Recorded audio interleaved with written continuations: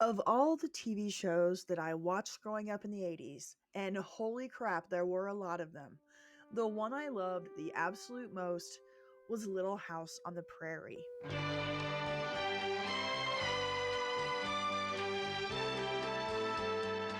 I have seen all 9 seasons, every single episode, all 209 of them, plus the pilot movie and the 3 final TV movies. I've seen it all at least 30 times.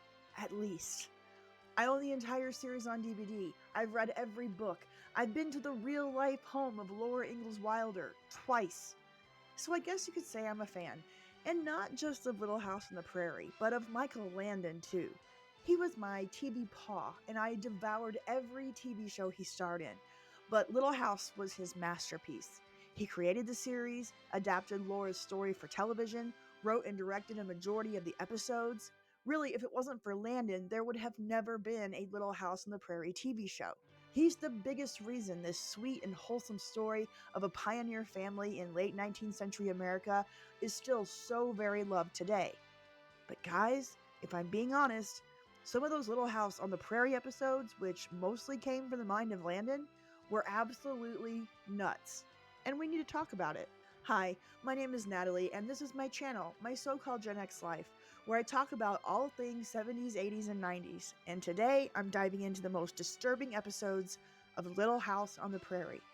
Before I get into my top 10, I'm going to do a quick rundown of the episodes that didn't make the cut, but still deserve an honorable mention. And also, for what it's worth, all 9 seasons of Little House on the Prairie are available on Peacock and Amazon Prime Video. Okay, here we go.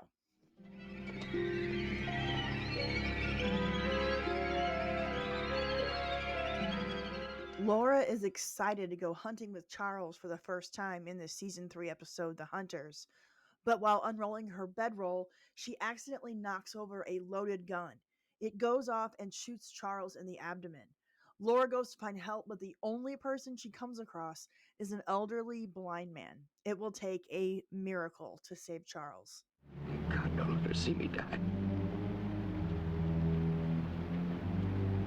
Don't let her see me die. In the season 3 episode titled Blizzard, the sweet and kind schoolteacher, Miss Beadle, dismisses her students early on Christmas Eve as soft snow flurries begin to fly. But this is a huge mistake. She lets them go unaware that the children will soon be caught walking home in a deadly, howling blizzard. Where are the children? I sent them home early. When did they leave? Quite a while ago. They finished their work. They were so excited about Christmas. In the season 1 episode, Child of Pain, the Walnut Grove community intervenes after a badly beaten young boy named Graham Stewart is found unconscious on the floor of his cabin, the victim of his father's drunken rage. While Graham recovers at the Ingalls farm, his dad, John Stewart, reluctantly agrees to let Charles Ingalls help dry him out, and in the process begins to face the root of the anger that drives him to drink and hurt the son who loves him. How you gonna get in my way, Ingalls? I want my boy. You're not gonna have him. He's in bad shape. He's still unconscious. Come on, get out. Why you listen to me? I went out to your place an hour ago and I found your son lying unconscious behind a table. Now, are you gonna tell me he did that to himself?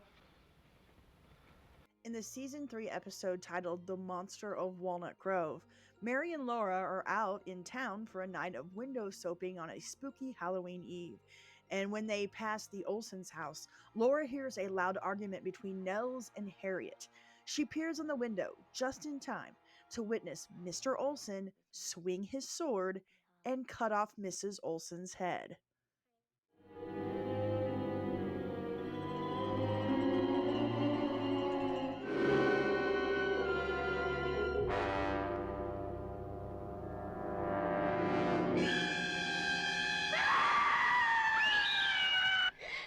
Laura Ingalls, what's wrong with you? In the season 5 episode Mortal Mission, numerous Walnut Grove townsfolk become seriously ill after eating anthrax laced mutton, and they must turn the blind school into a makeshift hospital and morgue. While Charles and Jonathan, who are among the few who hadn't gotten sick, race against time to rush supplies and medicine back home, while encountering a few obstacles along the way. We got some food here. You're welcome to it. Give you a ride to the next town if you like. I like it. Get down off that wagon. Hey, mister, we got a wagon full of medicine here for sick people. They need it to live. And I got a family needs to live too. Me and mine comes first. On a dark and stormy night in the season 6 episode Darkness is My Friend, Laura and Mary are staying alone at the blind school when they are taken hostage by a trio of escaped convicts, including one who is played by Jonathan Banks nearly 30 years before he played Mike Ehrmantraut in Breaking Bad and Better Call Saul. One of the criminals is badly injured and his cohorts demand to see a doctor, so Laura is sent to get Dr. Baker with a warning not to try any dirty tricks.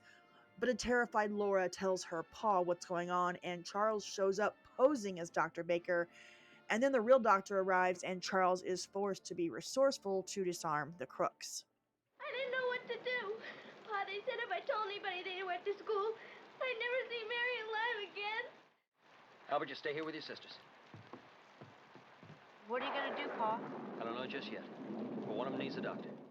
Not all of the Darkest Little House on the Prairie episodes are violent or tragically sad.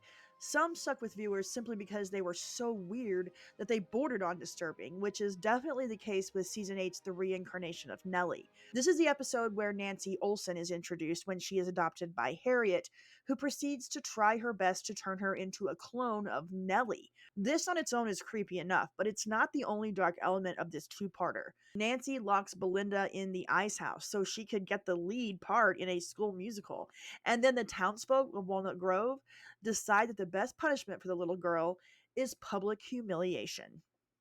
Is something wrong, Laura? No. It's just that... Yes, I know. She looks like my Nellie.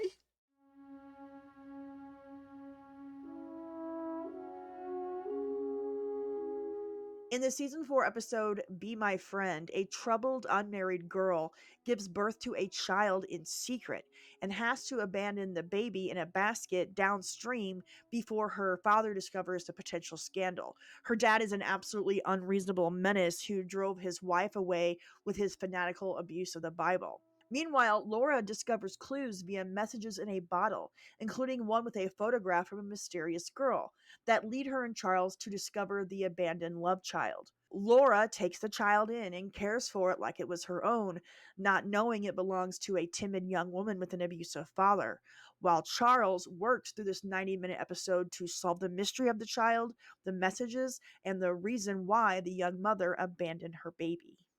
Dear God, how can I fight this evil? How did you bring him here? I didn't. I swear to God. Don't say that. Don't say that!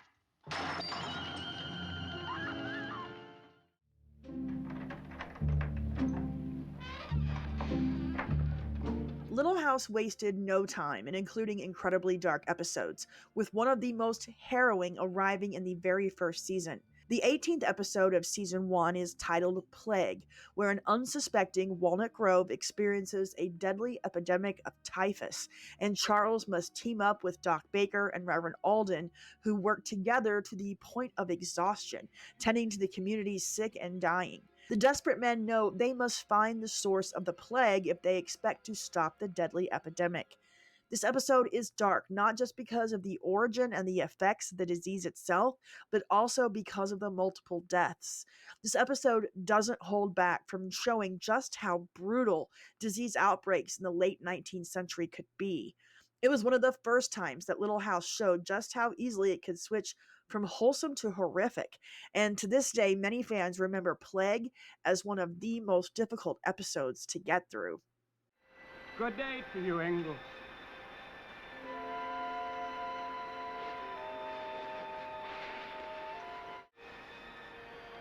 Too nice a day to spend inside a schoolhouse. Eric. Don't!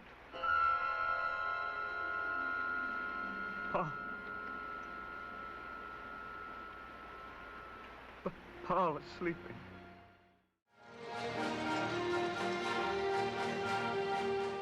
Little House superfans like myself know that the show introduced the world to Jason Bateman. It was his very first acting role at the age of 11. He was the character of James Cooper, who made his debut in Little House Season 7, episodes 21 and 22, which were titled The Lost Ones.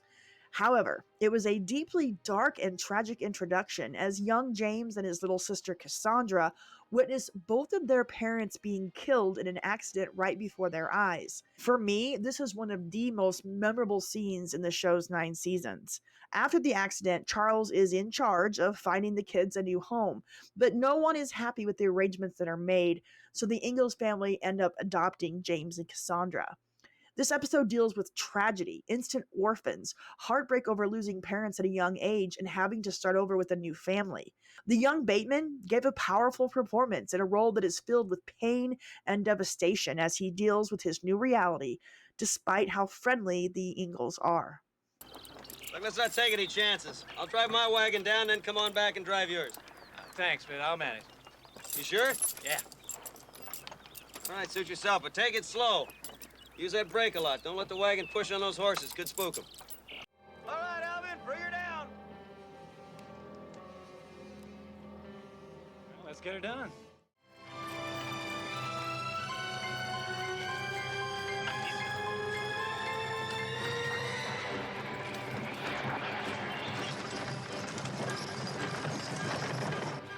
Slow that wagon down.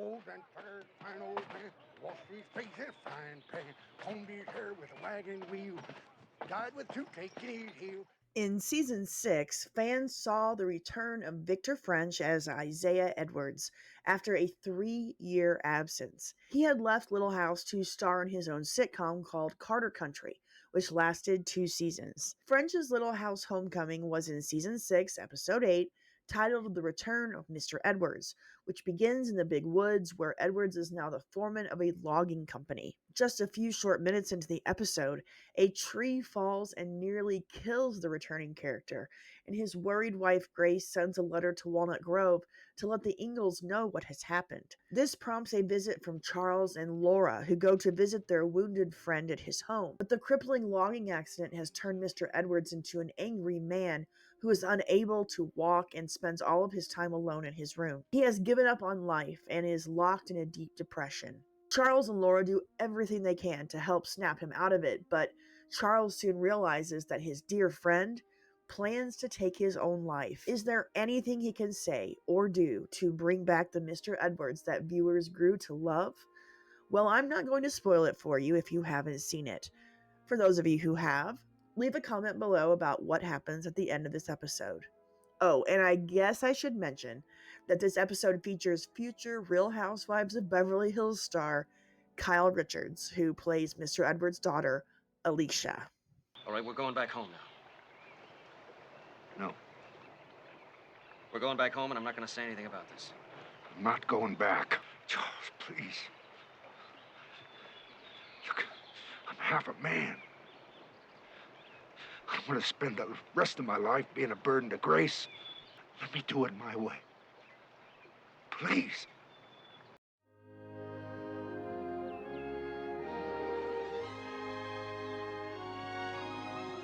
In the final season of Little House on the Prairie, Laura was grown up and living a good life with her husband Almanzo, their daughter Rose, and their niece Jenny, who was played by a young Shannon Doherty.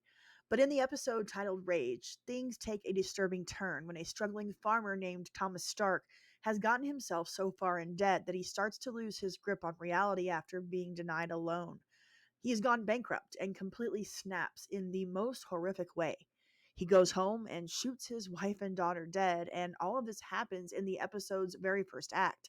Stark goes on the run and ends up at the Wilder home, and he mistakes Laura and Jenny for his wife and daughter.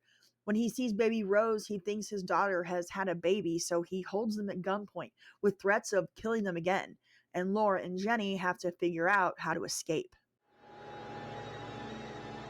What are you doing out in this wind, Constance? Let me go, please. What's that doing down? Rifle is never to be taken down unless it's to be fired. Don't just stand there, daughter. Pick it up. Daughter? Supper ready. I'm starved.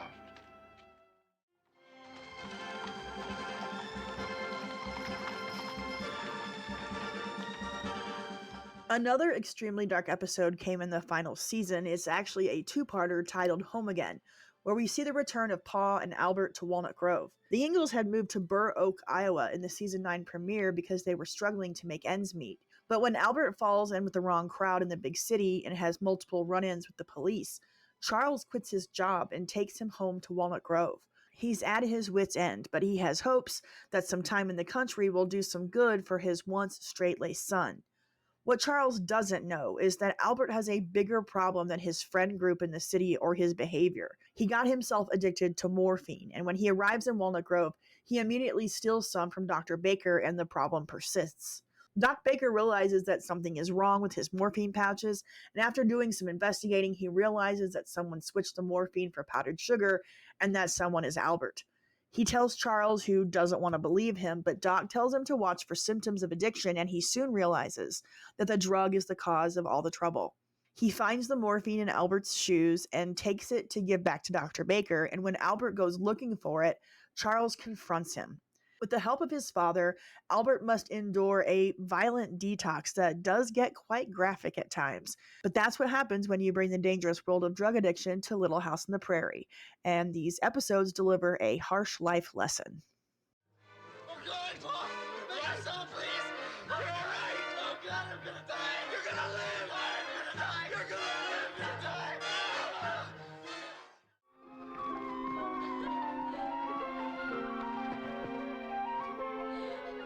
The season 4 episode titled My Ellen begins on a hot summer day, with Laura, Mary, and Carrie wanting to go skinny dipping to cool off, and Laura invites her friend Ellen to join them. But when some boys show up to take a look and Carrie spots them, the older girls hide underwater until the boys are gone. Laura and Mary immediately come up, but Ellen never does. It turns out that she drowned, and her body is found later that evening by a search party. Ellen's mother, Eloise, is absolutely grief-stricken by the loss, and at the funeral, she blames Laura for her daughter's death because she was the one who invited her daughter to go swimming. Laura is feeling guilty about Ellen's death, and she is missing her friend. So she decides to visit Eloise and bring her flowers before school, and this is where the episode turns really dark. Ellen's mother has become deeply depressed and unstable, and she is unable to accept the reality of her little girl's death. She begins to imagine that Laura is her dead daughter, so she lures her into her root cellar and locks her inside.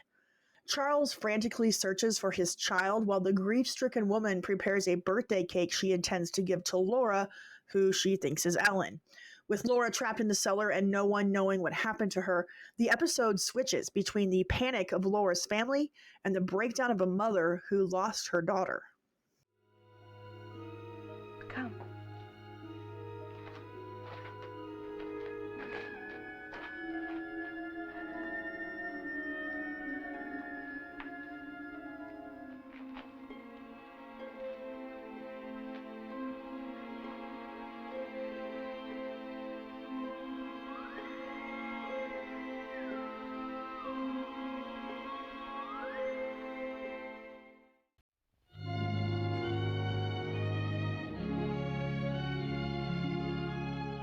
Coming in at number 3 is one of my absolute favorite episodes of Little House on the Prairie ever, despite it being one of the darkest and most disturbing of the series.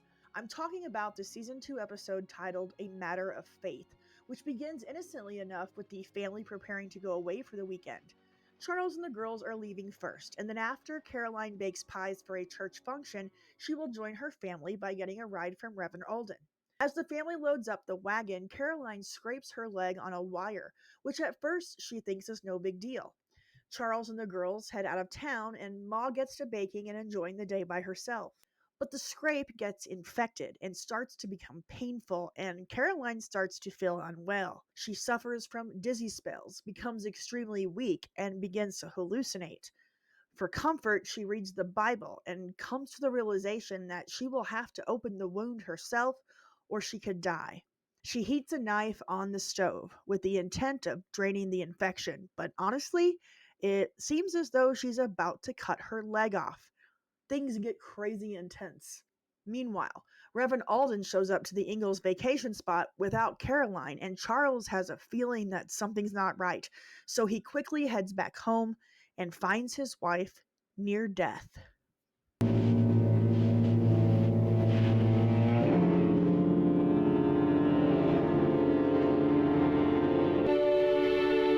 And if thy hand offend thee, cut it off.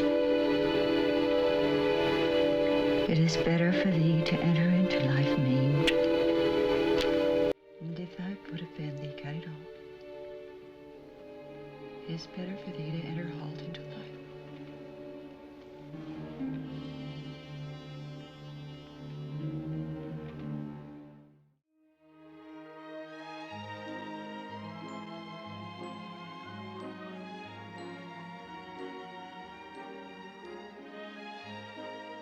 The season 6 two-part episode titled May We Make Them Proud is probably the most shocking episode of the entire Little House on the Prairie series. It came oh so close to being number 1 on this list because things get seriously dark and it features the death of a longtime cast member. The story begins with the tobacco-curious Albert and his friend Clay smoking in the basement of the blind school as the town is gathered for a fundraising picnic. They almost get busted and are shooed out of the basement, but they're able to hide the still lit pipe in some blankets. After the fundraiser ends and everyone leaves, Mary, Adam, Hester Sue, and Alice Garvey are relaxing at the dinner table when they smell smoke. Turns out the pipe had ignited and started a fire that was quickly spreading. They managed to evacuate the school, getting most of the students out, but Mary and Adam's newborn son is still in his cradle on the second floor, and Alice goes back in to get him. But she gets distracted by one remaining student who she rescues.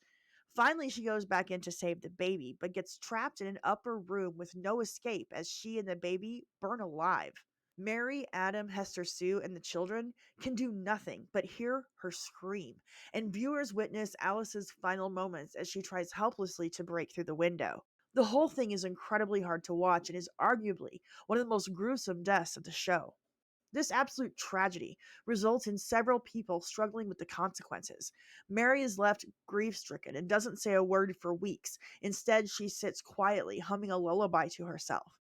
Albert becomes completely withdrawn when he learns that his careless actions caused the fire, while Jonathan Garvey is in an alcohol induced state of denial.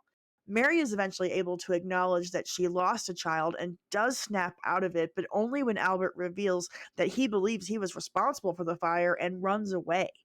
Charles manages to help Jonathan realize that his alcoholism has taken a toll on his son Andy, and when they find out Albert has run off, they frantically search for him. Most Little House fans will tell you that these two episodes are not only some of the darkest of the series, but the saddest as well. So when you watch them, be sure to have some tissues handy. Listen. You listen now.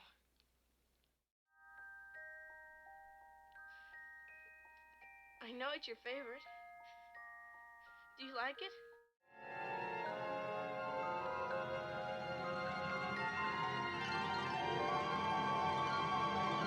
My baby! My baby! My baby!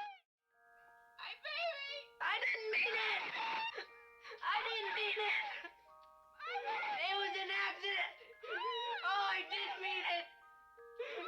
I didn't mean it!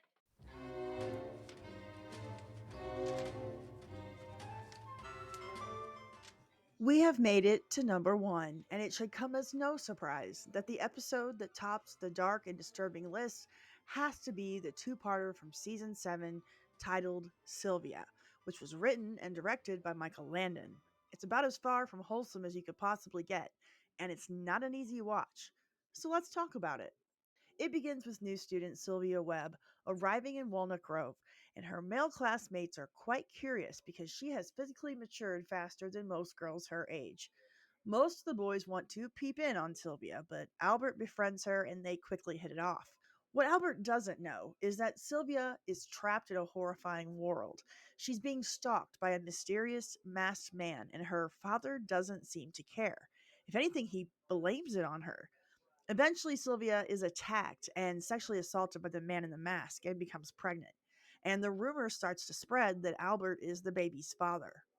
The scandal distances Sylvia from her estranged father even more, and he is so ashamed that he plans to leave Walnut Grove and start over somewhere else.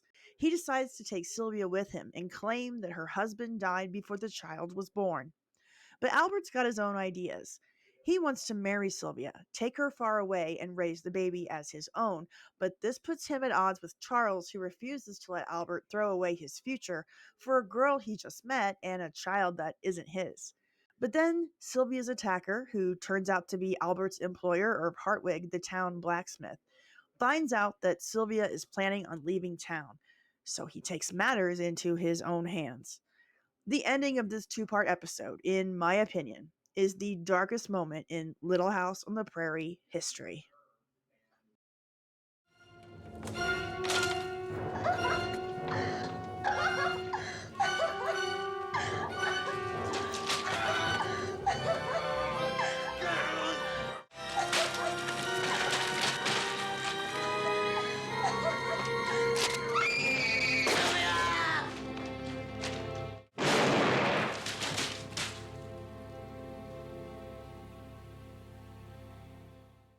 And there you have it, the most disturbing episodes of Little House on the Prairie, according to me, a middle-aged Little House superfan. Let me know what you think in the comments below. Please like this video and subscribe if you haven't already, and thank you so very much to my channel members. Those of you on the Jammin' on the 1 level, and those of you on the I Got 5 on it level. I cannot thank you enough for your support of this channel. Also, thank you so much to Charles Longwell of theliving80s.com and subscriber Chris Thompson, who helped me get all of the clips I needed for this video that we're finally able to get through copyright checks. It was a struggle, but this video was absolutely worth it. I hope you all agree. Okay, bye.